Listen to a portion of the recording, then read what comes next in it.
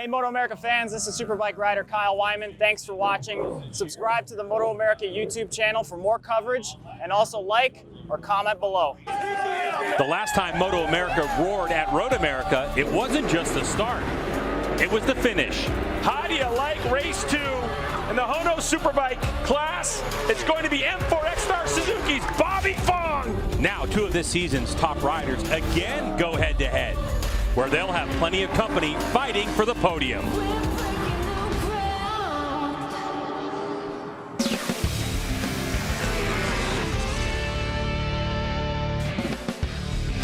It's time for the MotoAmerica AMA FIM North American Road Race Championship. Our 3rd round for 2021.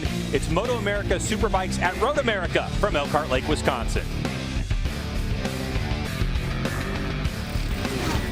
And a look at where we are in the HONOS Superbike Championship to date.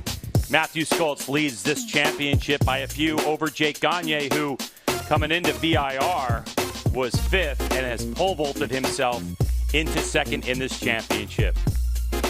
Hello everyone, welcome to the broadcast booth. I'm Greg White, standing alongside 2-time champ Jason Pridmore. Now Jason, here we are at Road America, a racetrack that has generated some fantastic racing over the years. Yeah, every year we come here, we see these Superbike races really won by such small margins, and every year if we see different winners, they're still by small margins, so we don't really get a lot of runaways here anymore.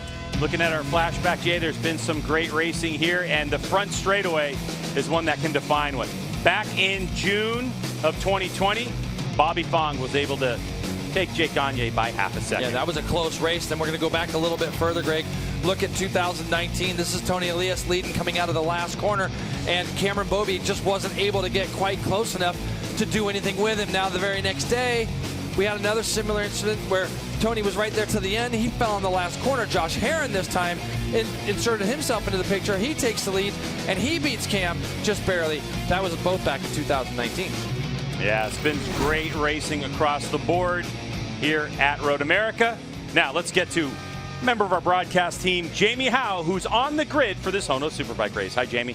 Hey, Greg. So Jake Gagne is coming off of 3 straight victories. He's also our pole sitter for the 3rd straight race weekend of the 2021 season. He's riding this Yamaha different, and you say that's the biggest factor in the success this year. How does that translate here at Road America?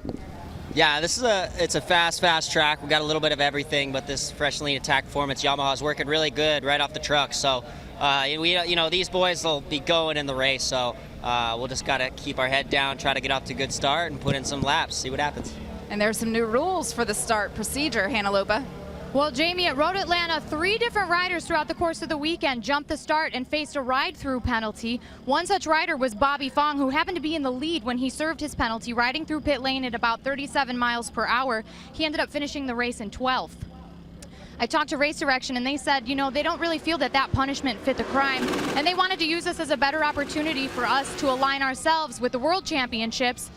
So the new penalty will be a 5-second time penalty instead of ride-through. And, I spoke to Bobby about it, and he said it's unfortunate that he was the one to set the precedent for this, but he's happy to see MotoAmerica making these improvements, and he plans on not serving that type of penalty again in the future. Yeah, that would definitely be the goal without question. And if someone jumps the start, we will inform you of how Race Direction is going to handle that. But Jason, right now we're hoping for a clean start, especially on that long drag down to turn number 1 here at Road America. Yeah, and this place is covered with spectators, and you get down there into turn 1. Got to get a good clean start. Then you go through turn 3, head down that big long back straightaway into 5, where you'll see a lot of action, a lot of passing down there, up the hill through 6, 7, down towards the carousel, very famous carousel. You're on the right side of the tire for a long time as you brake. After that, into the chicane. From there, you're going to rip down to turn 12, otherwise known as Canada Corner, up the hill to 14, and then back onto that front straightaway.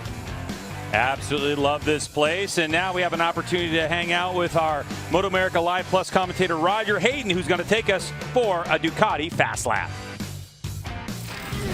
I'm on board the Ducati V4S here at Road America. And let's look at some key points at this long, fast track, starting at turn 1. Really hard braking. You see a lot of guys making a pass into here, pulling out of the draft early. Then turn 5. one of the most fun corners on this whole track, but it's also really tricky. You can get sucked in the draft, and then also it's downhill braking, so you'll see a lot of guys running wide. And then maybe the most important corner, turn 14. It is so important to get a good run out of this last corner because that is the run to the flag.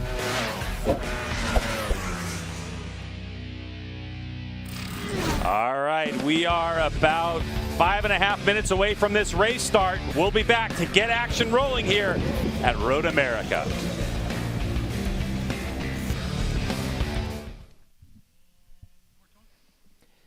So going to be a bit of a progress report for our riders in the HONOS Superbike class. Jason Weigandt and Roger Hayden will take you through the break here as we get ready for race 1 of the weekend at MotoAmerica.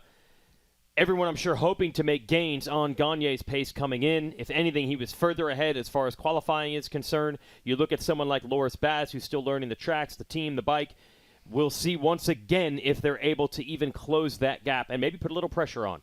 And also this weekend, the M4 team, the Suzuki guys with Bobby Fong and Cam Peterson, they've been going pretty good this weekend, maybe the strongest weekend we've seen.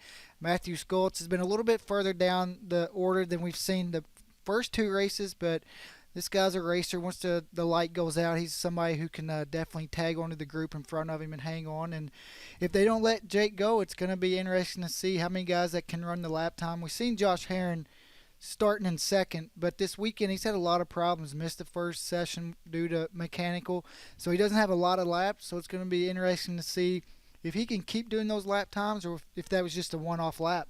And Kyle Wyman definitely showed speed at our last race in Virginia, and he was pretty quick in qualifying as well. He'll end up 7th, but he was a lot higher for the majority of the session on this Panera-bred Ducati, so making some breakthroughs. Definitely making some gains for him. Even this weekend, starting at that second, like you said, the second race at VIR, he hung with the leaders pretty much all the way till the end.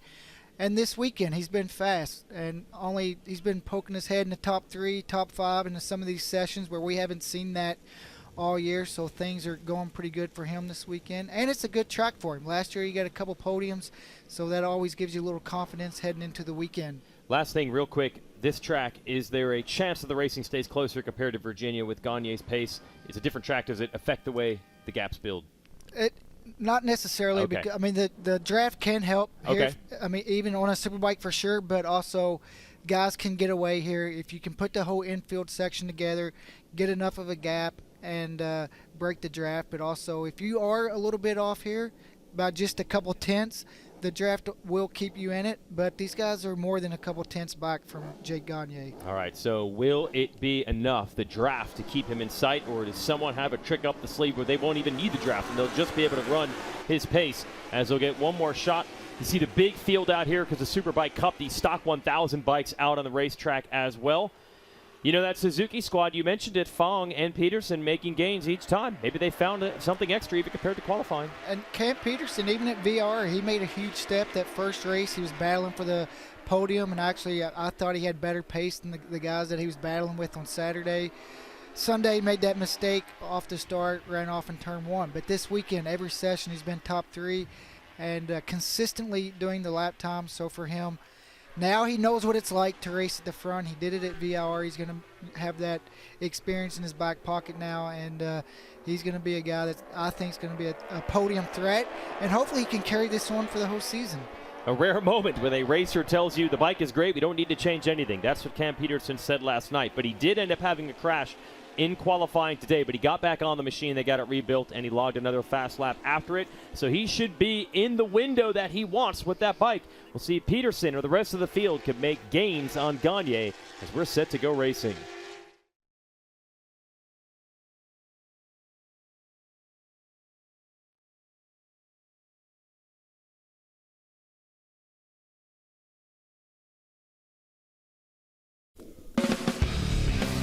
Today's Superbike coverage is sponsored by HONOS, the apparel brand promoting talent within the adrenaline sports realm.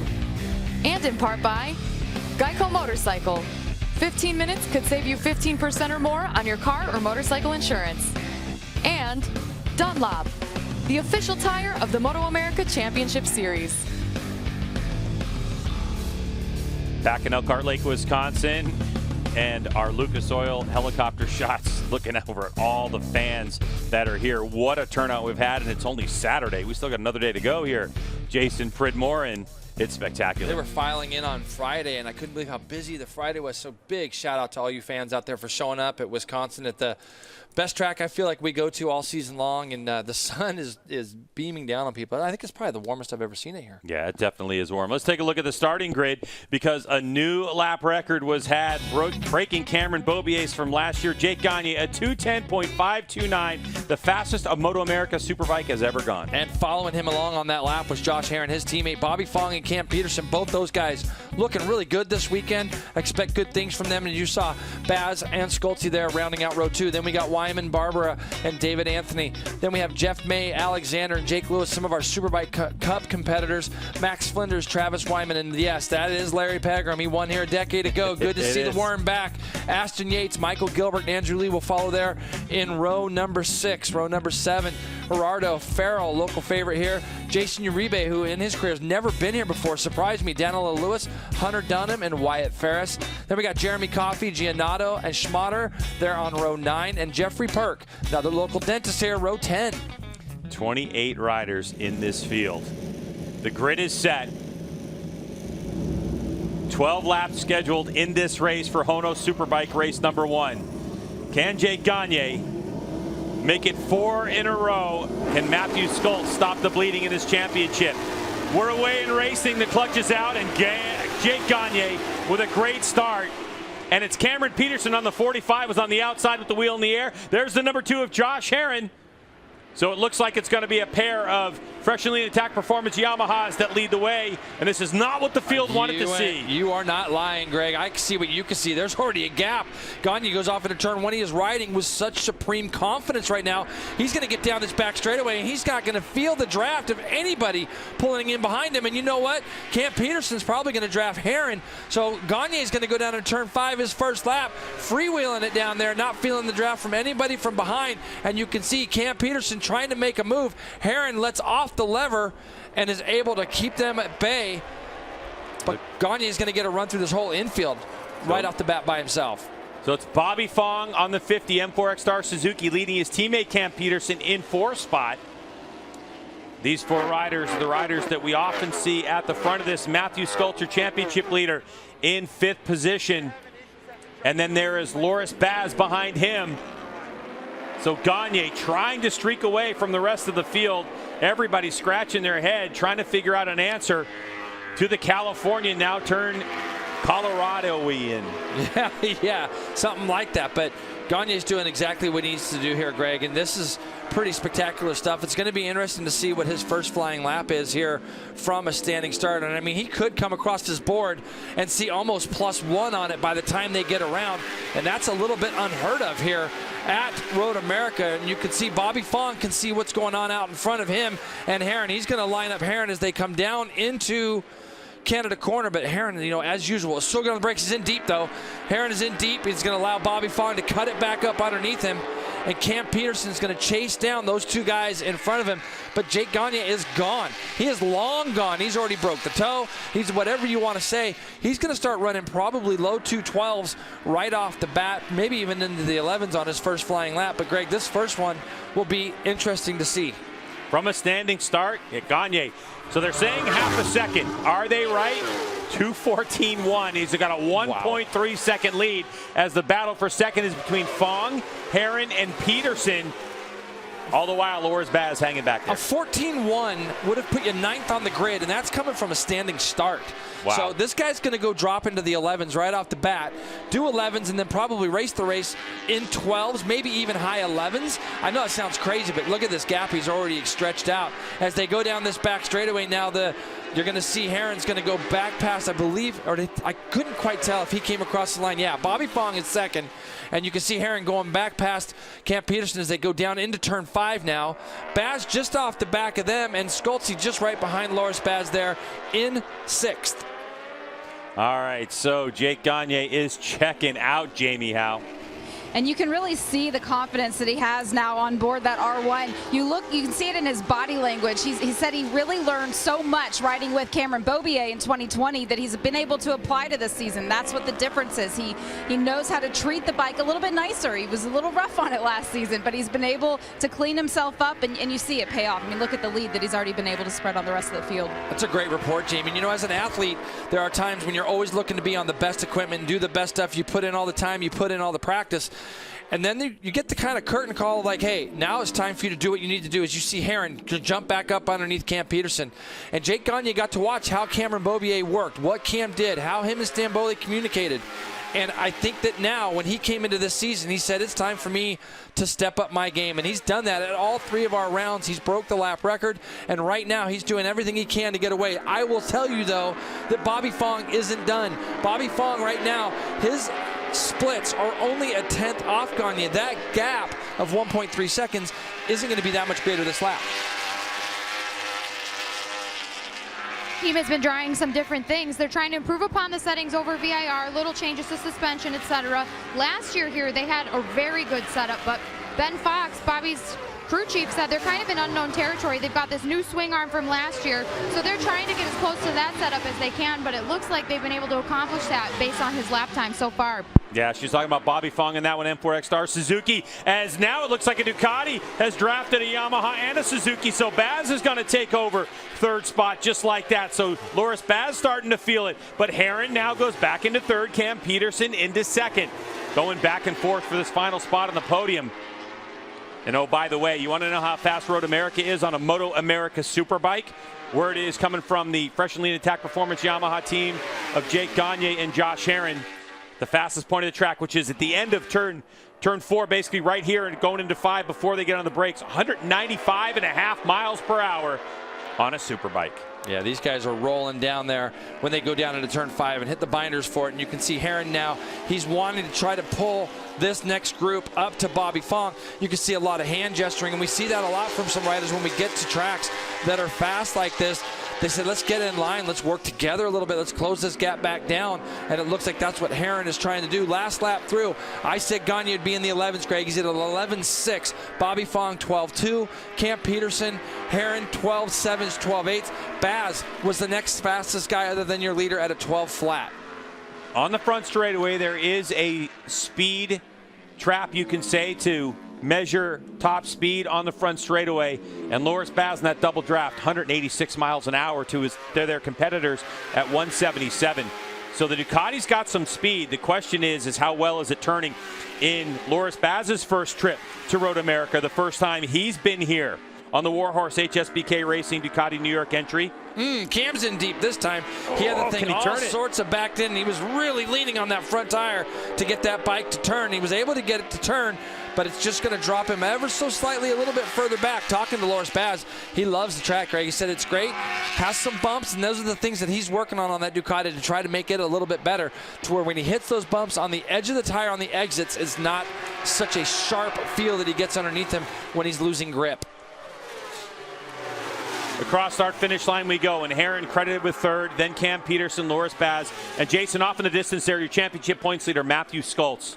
Now I know Skoltz seems to be struggling right now, especially on the speed side of things, but I like what I'm seeing from Skoltz. It doesn't look like he's pushing the issue. He's trying to maintain and get whatever he can out of this race as the championship points leader. And Jason, we know that young riders oftentimes, if they're in a championship points lead and can struggle during a weekend, that can spell disaster.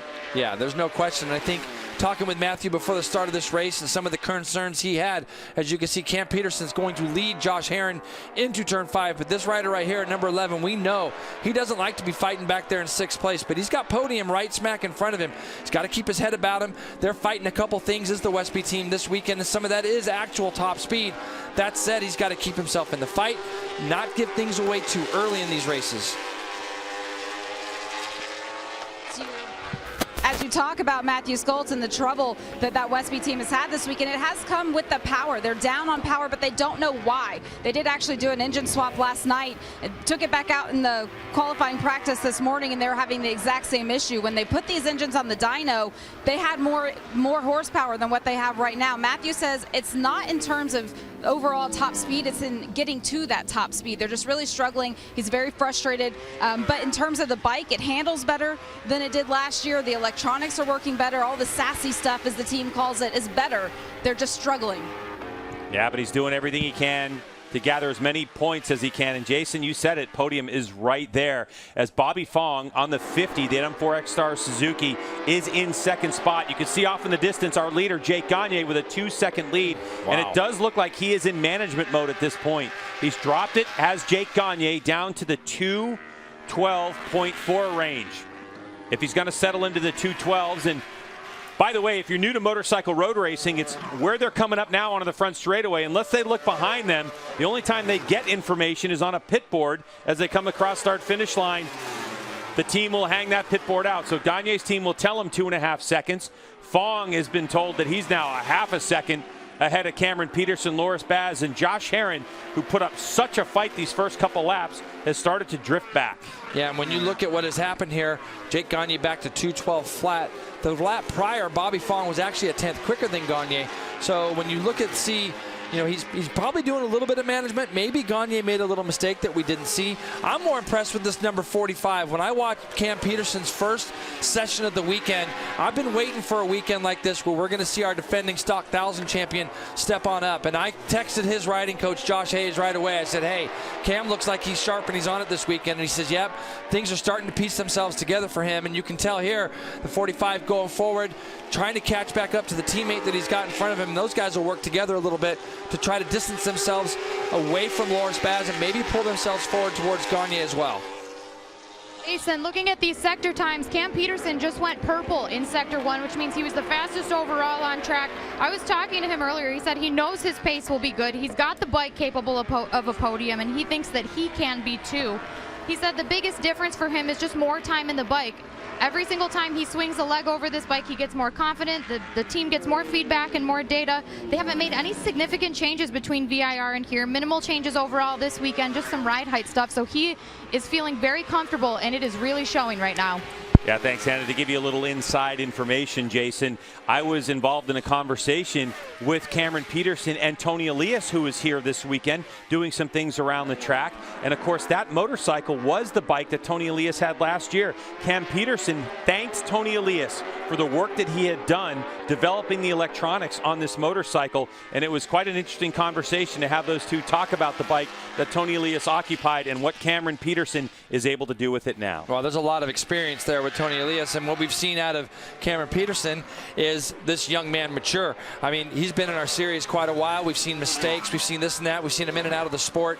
Now he's on a ride that he's always wanted to be on. He's taken his time these first 2 rounds, but here he is fighting now with his teammate who's gone on and won races before in the form of Bobby Fong. So Cam's really matured a lot as a rider. Now, I didn't see Josh Herron go through my screen. That's why Matthew Skoltz, Josh Herron was right behind Baz last time we saw them go into the chicane. So something happened in the last quarter, or last fifth of that lap, I should say, between Herron and now he's dropped back behind Matthew Skoltz. As you can see, Baz is by himself there trying to run down these 2 Suzukis. Cam Peterson's going to take over second place as they roll down into turn number 5. A nice draft and pass. Yeah, try to, because Fong so deep on the brakes, a signature of Bobby Fong, the number 50. He'll take position again. And so now Herron and Skoltz going after it.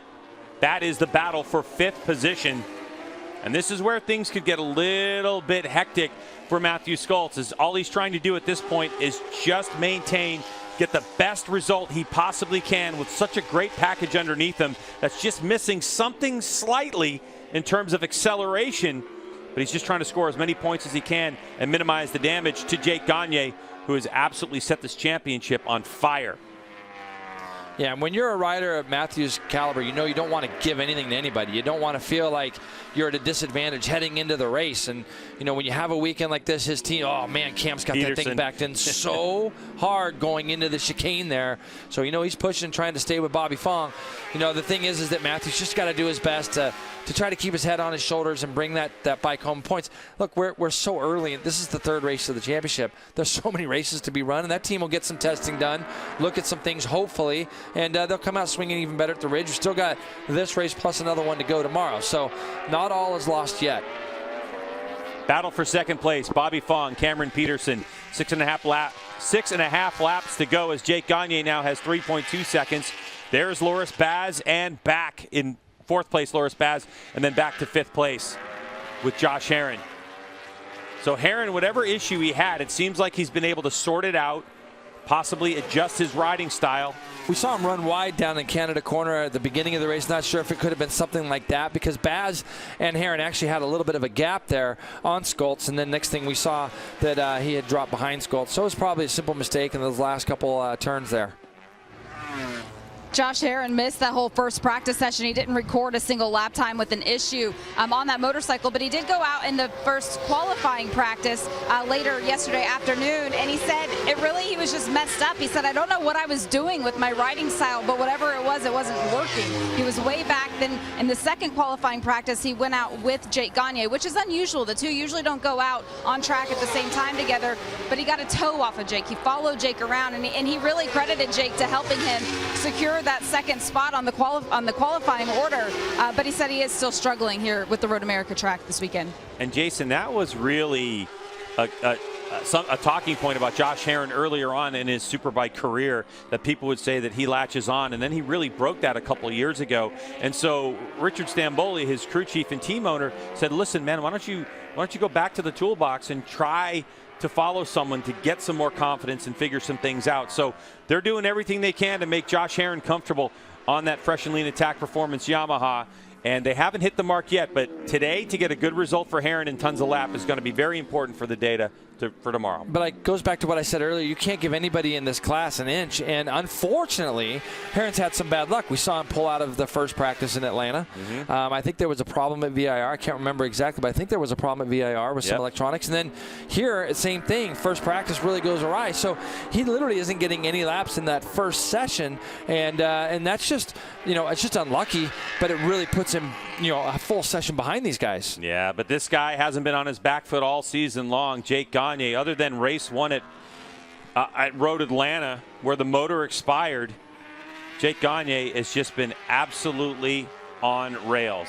Leaving this battle, though, for a pair of M4 X-Star Suzukis, and Bobby Fong not wanting to give anything to his teammate Cameron Peterson. These two share a lounge in the M4 X-Star Suzuki truck. They're very friendly when I'm around them, good friends. They talk racing, they have good laughs, but when the helmets are on and the visors are down, it's time to get racing. But Bobby Fong does not want to lose to his teammate. Jason, we talk about this often. Yeah. The teammate rivalry situation. There's always going to be that rivalry. I would love to be able to see Cam lead down into turn 5 at least one lap, and he's pulled up alongside Bobby Fong early enough here. Let's see if he can actually squeeze his way through by on that number 50, and it just doesn't look like he's able to. Bobby's just later on the brakes as they go down into 5. Cam looks like he's got some pace to me, and through some of the infill portions of the circuit here, but he's just not able to get past his teammate in the crucial place that he needs to, which is down there in the braking area at turn 5, and then lead him through all this. Especially the last half of the lap, it looks like Cam has a little bit of pace, but right now they're doing identical times, 12.6s and 12.7s for the two guys here. Your race leader on the left, Jake Gagne, with a 4.1 second lead, with 4.5 laps to go in this race over Bobby Fong and Cam Peterson, with Baz in 4th, Herron in 5th, and Skoltz in 6th. Right part of your screen, 2 podium positions up for grabs. You could see where Jake Gagne was in the picture, but Jay, it's this part of the racetrack. If you look at the 45 of Cam Peterson, he's able to start to reel in Bobby Fong.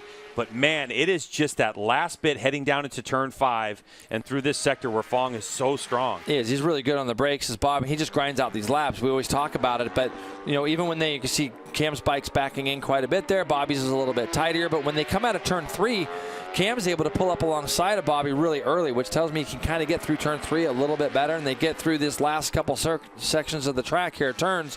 You can see Cam kind of pulls back up on him. But then they got down this big run down the front straightaway, kind of gets close into 1. And look how close he is now, Greg. He's like, this is a perfect drafting spot. He's going to pull up alongside Bobby as they come up the hill. A little bit further back, Matthew Schultz and Josh Herron are having their own little personal war as they come up the hill, and they're going to cross the start-finish line. Keep in mind, these guys are doing 213s. Leaders are all in the 12s. Herron's going to go back past Schultz as they go down into turn 1. Showcasing the issue that we've talked about that's baffling the Westby Racing team at the moment. It's just what happened to the acceleration coming out of some of these corners that are going to lead you onto these long straightaways, like turn number 3 as we head towards turn 5. Watch that fresh lean attack performance Yamaha get off that corner. Schultz deep in the draft. Back to the battle for second place. Fong down the hills. Peterson's closer.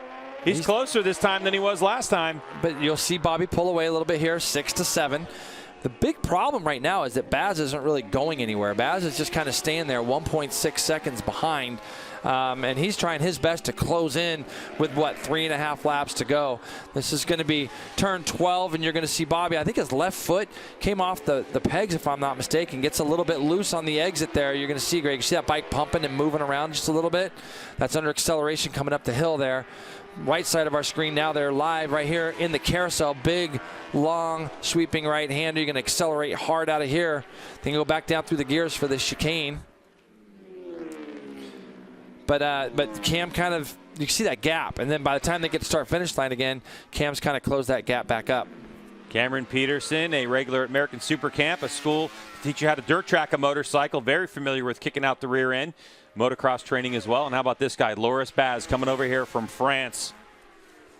Having a great go at it. Already a podium this season for the Warhorse HSBK Racing Ducati New York entry. And Jason, for this team and for Baz, his first trip, his first real big miscue in the first session as he was in the gravel trap in turn number 5. He had an off on the first session, practice number 1. Very unusual for Baz, but it was a low-speed crash and no big deal. Back to the battle for 7th. This is Kyle Wyman and Hector Barbera. So Wyman on the Panera-bred Ducati, after a couple days of testing at Pit Race, private test on his own, they worked out some things. Kyle going a little quicker here than he was last year. Hector Barbera put his Scheibe Racing BMW in the dirt yesterday. And actually, Jason, the clutch lever slapped him in one of the fingers on his left hand and broke his finger. Oh, man. And he's out here racing as the Scheibe team was able to get that motorcycle back together. And Jason, as we look at the Scheibe Racing team, you have to look at our paddock here in HONOS Superbike, and you really have to say it's a community, because one of the reasons that Hector Barber is able to go racing, they actually, the Scheibe team, and in the crash, it looked like that the rear axle was bent.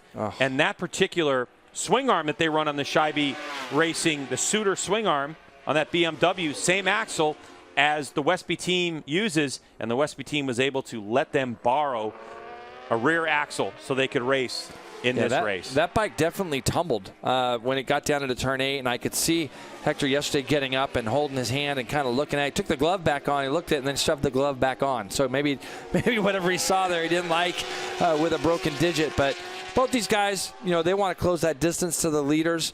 Looking at the times of them, they're 14s right now for both Wyman and Barber. The guys in front of them are 13. So it's a gradual little progression. I know with Kyle, they've been working on trying to get him more comfortable in this exact turn that we're looking at. And you can see Hector Barber closes up on him a lot. He doesn't feel like he's getting enough load to the front end of this motorcycle as the 33. And he just says, I get in there and I can't really feel what the front's doing. I don't feel like it's giving me the grip that I want to get it to come through the carousel and be able to roll through there at a little bit faster speed.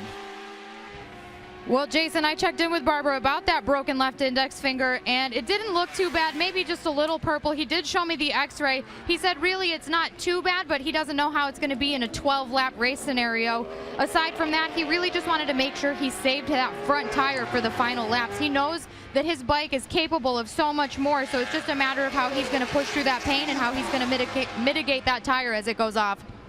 And I'm going to go back to Kyle Wyman and what Jason was just talking about and trying to get him more comfortable in the carousel. The team looked at the data from 2020 when we raced here, and he is losing 0.6 in the carousel, just in that one corner compared to what he was able to run last year. They said, we're trying to throw a dart at it, but we don't know yet where the target is. They made some huge changes before this race in terms of geometry. He's still struggling back in, let's see, what position is he in now? In 7th place, so he's not going to be happy with that, but hopefully they're able to learn something and be able to apply it to the race tomorrow. And it's really what you're talking about, Jamie. It's that position where as a rider, you're going into a corner and you're braking and you're feeling what the front tire's doing. He's having a hard time releasing the lever because the bike isn't going where he wants it to go as he releases the lever as well. So he's really struggling in turns, even like from turn 3 just now. You saw Hector Barbera just trying to let go of the lever and rolls up on the back of him. And so they're hoping to find something in this race. Like you said, they were throwing something at it in this race specific. We'll be able to know afterwards if it worked. So Kyle Wyman and Hector Barbera in 7th and 8th place. Kyle trying to hold on to that. You can see where he's faster in some portions of Road America, but we're getting towards the section, the carousel, where Kyle's losing a lot. Yeah, you can see the gap he has right now, right? You can see that gap. And as they go into here, boy, it really hurts you when you can't just roll through there the way you want to, Greg. So you can see him going through the carousel. There we go, back up to 2nd place, and Cameron Peterson has gotten around Bobby Fong. But look what's the worry. Look what's the worry. Here he comes. Here comes Loris Baz. He is on the gas, he's on the brakes, and he's reeling in these two M4 X-Star Suzukis. And Cam Peterson has got through on Bobby Fong. So let's have a look, because while we were away watching a couple of the other battles, we're going to be coming up to the white flag. This man here is going to see this white flag as he rolls up that big steep hill at Road America. He's going to look at his board. He's going to see plus almost 5. And it kind of goes away from what we talked about at the beginning of the show of how close these races have been. Baz, on the other hand, has finally caught these Suzukis. He's got by one of them, Bobby Fong. So Baz has now squeezed himself in between these two. Looking at the lap times, 2:12.2 that time for Baz. So he is still low 12s, and he's going to do his best now to run down the 45. It looks like Bobby's run into a couple little problems. We'll see if he's able to grind it out like we always see him do and stay. And you can see, Greg, here's a good overhead shot. Bobby Fong's trying to get in the draft of that Ducati, and Cam Peterson has pulled out a huge gap. And this is kind of what I felt. I felt that Cam had some pace today and was being pretty nice down into here against his teammate, not going up underneath him earlier in the race. So Cam Peterson in the part of the racetrack, I would say, where he's got a lot of work to do tomorrow. Able to get it through cleanly sideways, though. He's so wide up there. And that's going to give Baz an opportunity now to close down. And boy, this is the one thing you don't want. Loris Baz in a draft on a Ducati of a Suzuki. This is it for Loris Baz. He has been grinding away, chipping away at these laps, and slowly reeling these two in. It's a battle for 2nd place as Jake Gagne is well out front. Can Cam Peterson hold on to his first podium of the season? Cam is really good through the carousel. He actually opened up a little bit of a gap there. These guys are both going to have to break deep. You can see Cam going in extremely tight. I bet if he knew he had a bigger gap than that as he exited the carousel, he probably wouldn't have gone in quite as tight. That is going to allow these other two to close back up. I wouldn't be surprised to see Bobby take a little shot at that Ducati when they get down here to Canada Corner. Baz probably isn't quite close enough to do so. Let's see what happens here.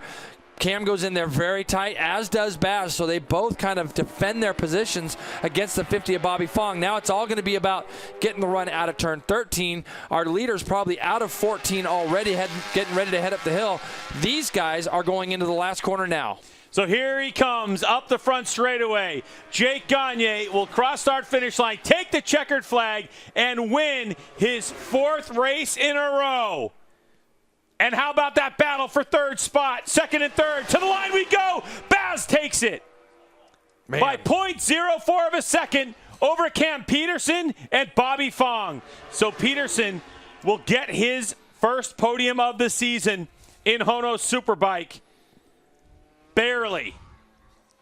40 thousandths of a second to 33 thousandths of a second. The difference between Peterson, Fong, and Loris Baz. What a drag race up to the start-finish line.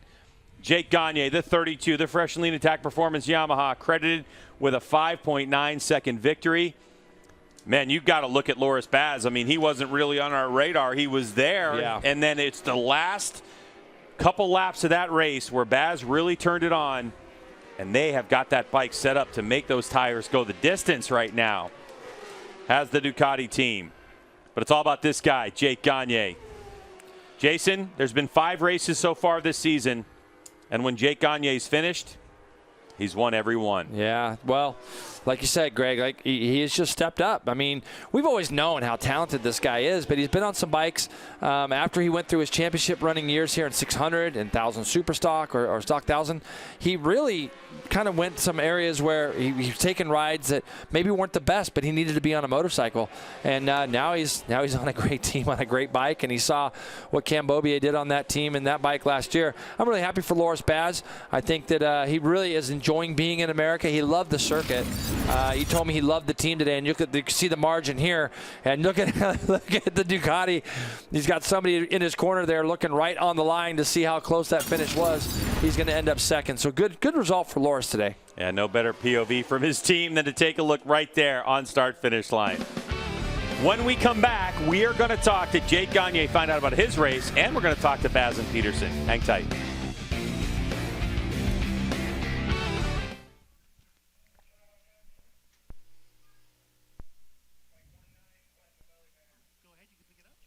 Well, 2 different stories there. The first one is the continuation of the domination of Jake Gagne, and he did it exactly the way he did at Virginia. He just hammered the first 2 or 3 laps, got a gap, maintained it from there. But Loris Baz, you saw it coming slowly but surely, and in the last lap, he was in the draft zone.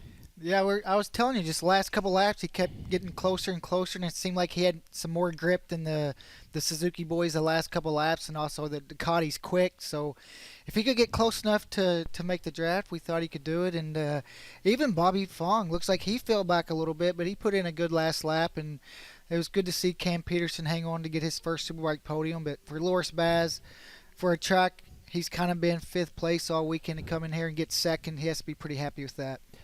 You have to wonder, it looked like Cam Peterson had the pass made on his teammate Fong for second early, but Fong, so good in the brakes, held him off for a long time. Peterson never really got a chance to open that gap. He could have used it with Baz lurking back there. Yeah, Cam was really fast out of turn 3 on that straightaway down into turn 5, and almost as the track kind of bends left, he looked like he had like a bike link in front of him, but Fong would outbrake him. So that's one thing that Bobby's really good at, is he's a demon on the brakes for sure. So it's hard to outbrake him, and he could always kind of keep the second spot. But you could just tell the last laps, it looked like Cam had a little more pace. He kind of pulled away, but I don't know if he thought he had a bigger gap, because he slowed down a little bit that last lap and kind of almost slowed down too much. Meanwhile, Jake Gagne, now 4 race wins in a row.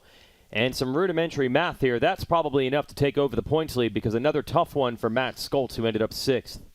And Jake is just winning these races the first 3 or 4 laps. I mean, just getting a huge gap and then kind of just maintaining it compared to the rest of the guys. He can do what is his lap from a dead stop was a 2:13 or 2:14, which is, I mean, only 2 seconds slower than some of these guys' best lap in the whole race. So he's been doing that in practice, and I think now he's been able to carry that to the race.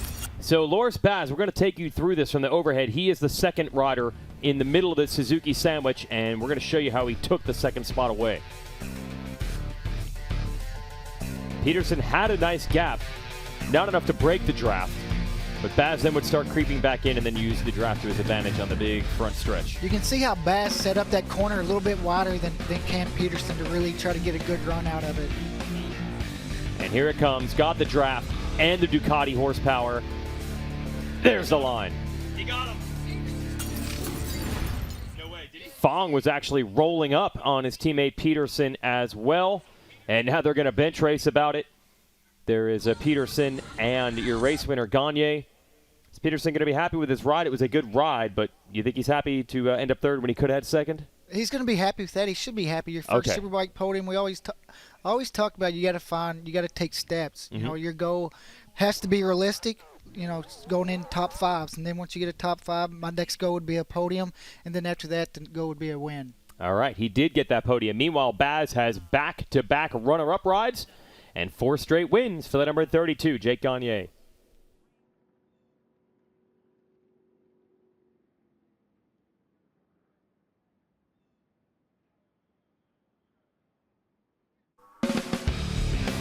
Today's Superbike race coverage has been sponsored by Dunlop, the official tire of the MotoAmerica Championship Series.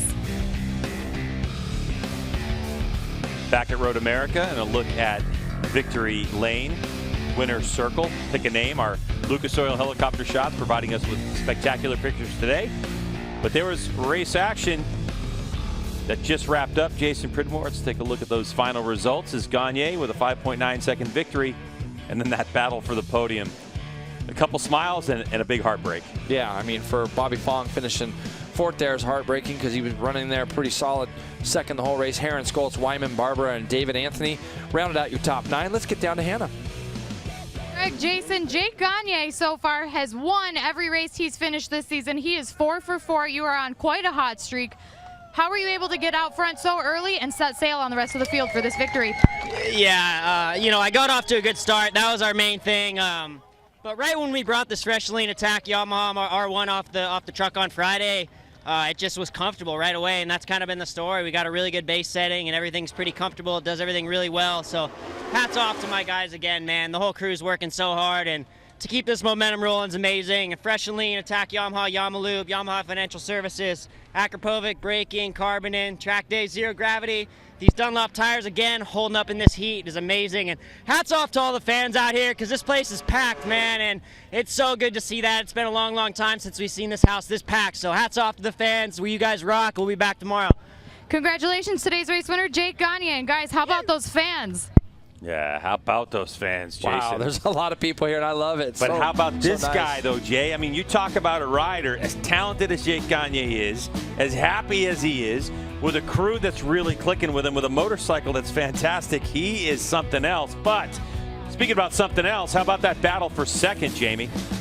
It was Loris Baz by 0.04 seconds at the line to get the second place finish, his second in a row here in MotoAmerica Superbike competition. It came down to the end of this race. What were you saving? Well, I was not saving anything, to be honest. Just want to thank a lot my team and Ducati. I think it's the first time in my life I can overtake someone down the straight. So it took me 28 years. I'm really happy. The bike was much better than this morning. We've been struggling a lot all weekend, like VIR, and we make a lot of change. We made a lot of changes before the race. I trust a lot my crew, and I want to thank all the guys from HSBK, Ducati, New York. They're doing an amazing job. We have a lack of time on that bike, and we're still learning each other. And yeah, it's good to be on the podium. That one is for Jason.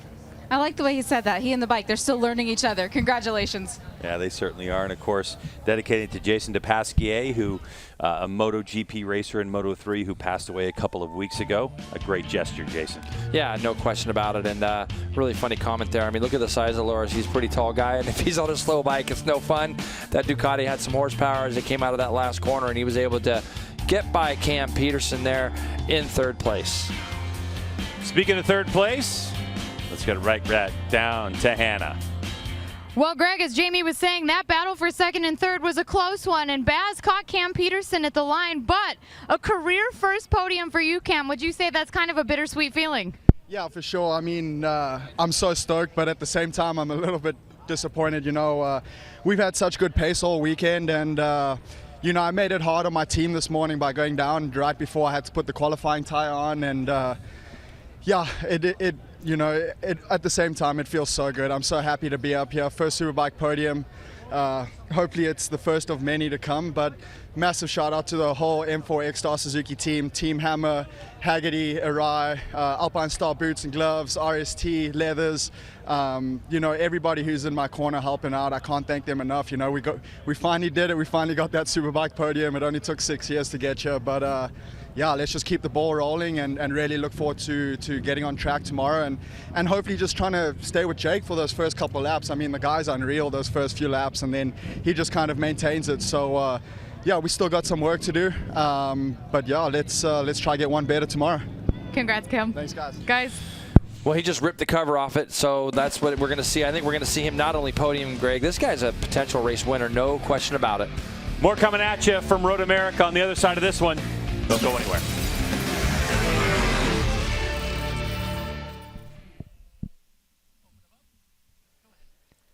So, no changes at the top here with HONOS Superbike, Jason Wygant and Roger Hayden to give you the call here during our break.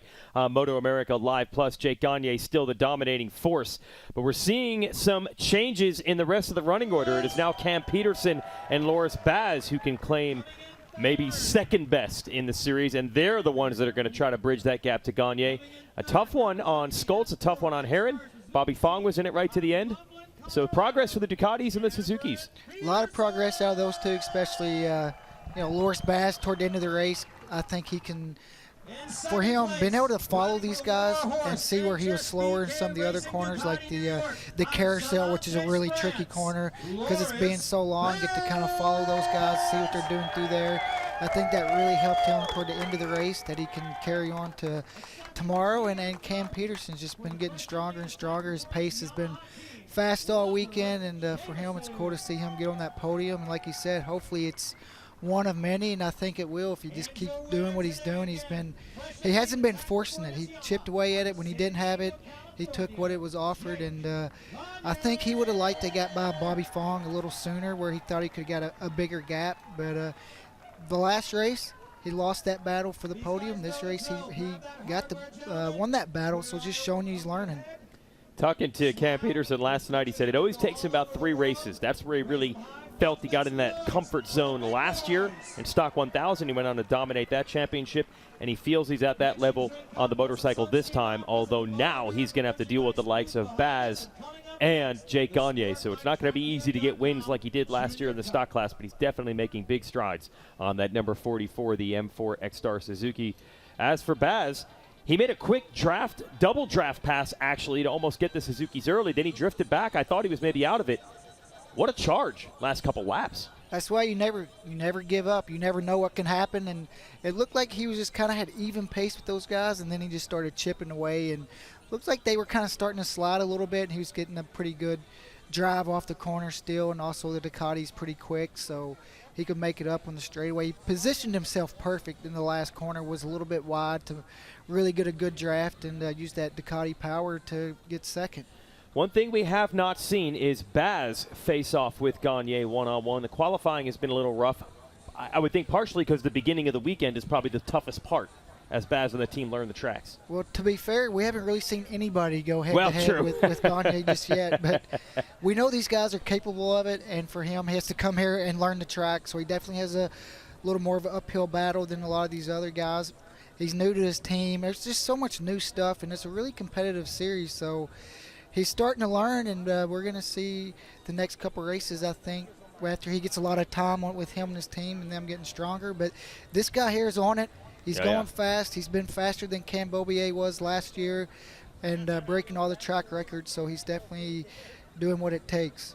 That's the mark they've got to match, and that is Jake Gagne, who we believe will now lead the series in the standings of HONOS Superbike. Loris Baz and the rest of the crew, they're going to actually head to a press conference, talk about their rides, and that is it for HONOS Superbike on a Saturday. They will be back to race tomorrow, and we'll have more action from the track today as we return to our broadcast.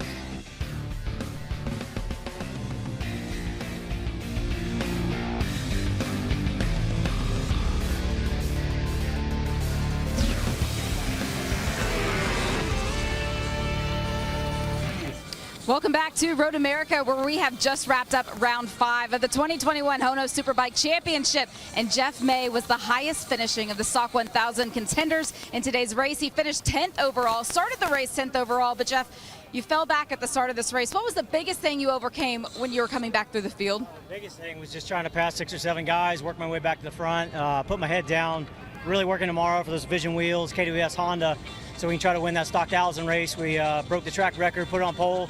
So that's our goal, is to get out there and try to win the race tomorrow. Nice job today. Let's send it back to Greg. All right, even at his advanced age, Jeff May is still on the pipe. More coming at you from the HONOS Superbike race that just wrapped up here from Road America.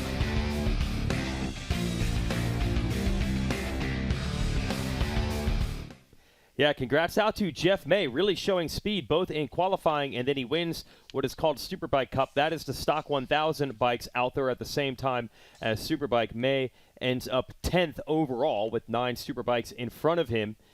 And Jake Lewis ended up second. Corey Alexander, I think, led that group for a while, but he ends up being the fourth of that group. Travis Wyman on the BMW slips by him. He would be third in that Superbike Cup. Stock 1000, they'll race on their own tomorrow. What's also cool is all the side activity here, including the go-kart track. You can see at the top of the screen here, we've got the ovales, which are a small displacement bike sized for young riders, and they're using that kart track to help develop some next level and next generation talent in American road racing, Roger. I think the Ovale series is great. I wish it was something that I had growing up, just because I've mentioned it earlier. A lot of these young kids get to come here and you get to race the best guys your age all over the United States, guys from California, Ohio. It doesn't matter. All the best are here. And last year it was packed with riders, and all the pro guys here that race MotoAmerica, they'll all be over there watching the young guys, and it's really cool to see the young and up-and-coming talent. These kids fly on these bikes. Last year when I went and watched it, I was kind of surprised about how fast these kids were. And they get to come here, and they get to do the Ovales, then they get to cruise to the pits, see their heroes, see their heroes. See their heroes, Yep. and then see like the semis and stuff that they want to get into in the future. All right. Well, speaking of the future, let's get to know one of these young riders, just a part of a great series starting to develop here at MotoAmerica. Let's meet Jaden Fernandez. This is my Ovale 190. It puts out, I think, like 24 horsepower. So we got new Dunlop front tires on there, new for this season. So those are working out pretty well. Good to see Dunlop in the Mini Cup as well. We got the stock brakes on there, just, you know, good for getting in deep in the corners and turning it. Suspension, my front forks, I mean, they're pretty, you need them to ride, or it's just gonna be so stiff and the bike will just feel like you're riding on a piece of wood. My rear tire, we got rear brake on there and the sprocket and chain. That's very vital because the engine spills the countershaft sprocket, which turns the chain, which turns the sprocket, which turns the wheel. So very vital. The gearing, the sprocket right here, we change depending on the tracks we go to. So if a track's a bit tighter,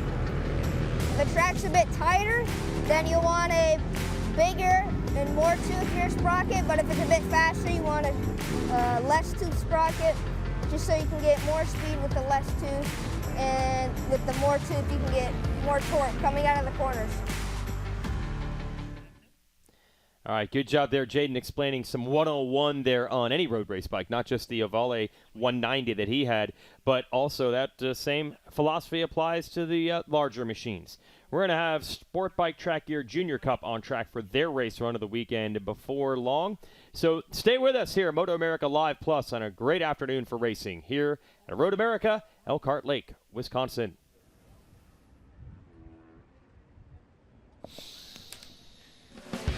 Welcome back to Road America here in Elkhart Lake, Wisconsin. Race 1 of the HONOS Superbike.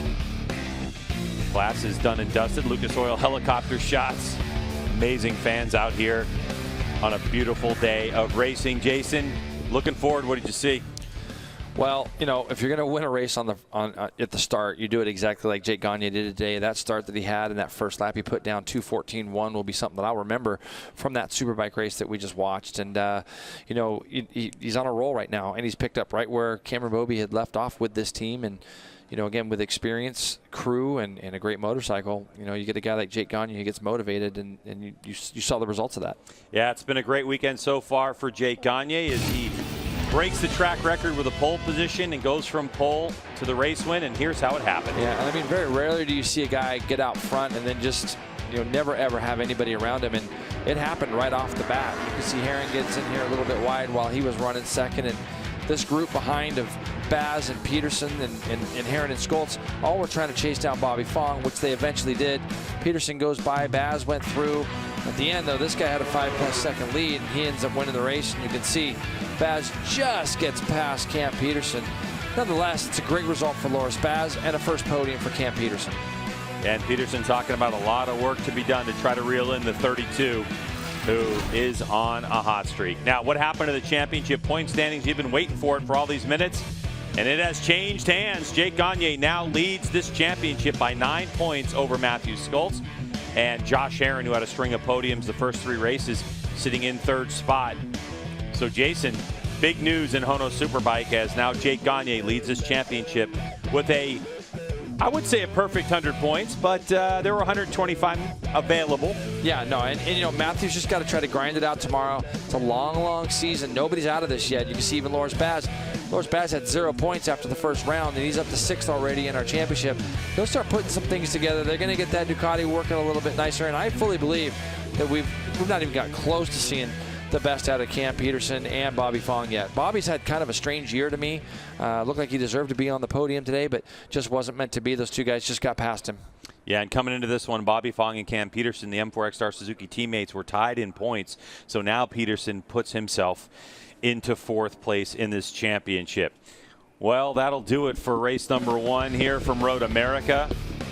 Tomorrow should be another exciting race with changes being made.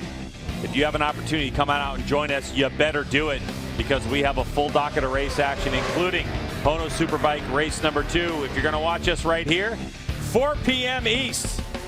We look forward to seeing you. For Hannah Lopa, Jamie Howe, and Jason Pridmore, I'm Greg White. Thanks so much for joining us. See you tomorrow.